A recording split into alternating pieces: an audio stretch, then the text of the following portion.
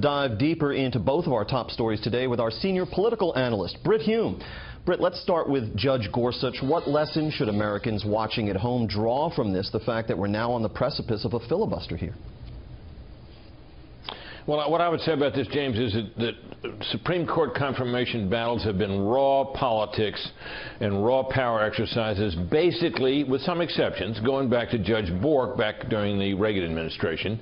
And this is a function, James, of the fact that the Supreme Court and the lower courts as well are so deeply now enmeshed in our life and in what a lot of conservatives consider legislating from the bench.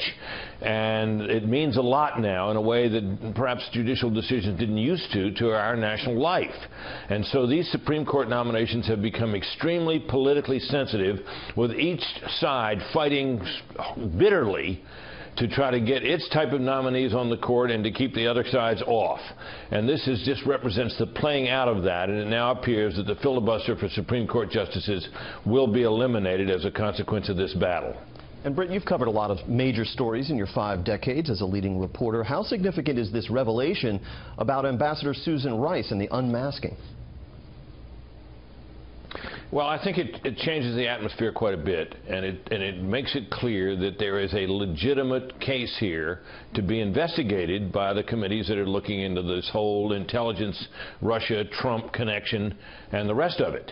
And some Republicans have been suggesting for some time that there is an aspect to this, maybe not what Trump said exactly about him being surveilled or wiretapped, but there's something here.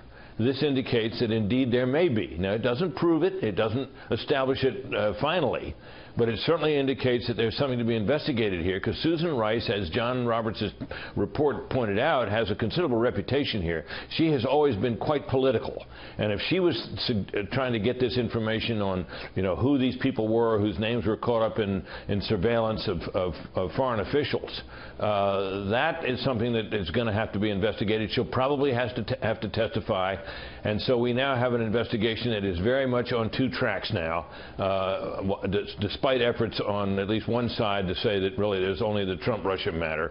There are now 2 matters, that and this. Well, the unmasking in and of itself, Brit, might seem innocuous, but for the fact that we know of at least one apparent felony in this whole sequence of events, which is the leaking of transcript data resulting from one of these foreign surveillance collection efforts against General Flynn.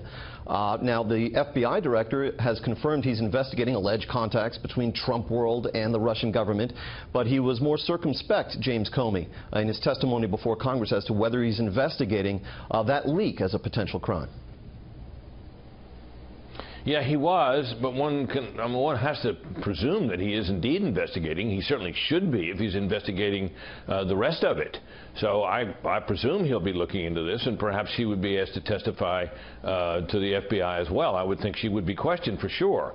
So we'll see about that. But James, I think what we clearly have here now is an investigation that has 2 parallel tracks.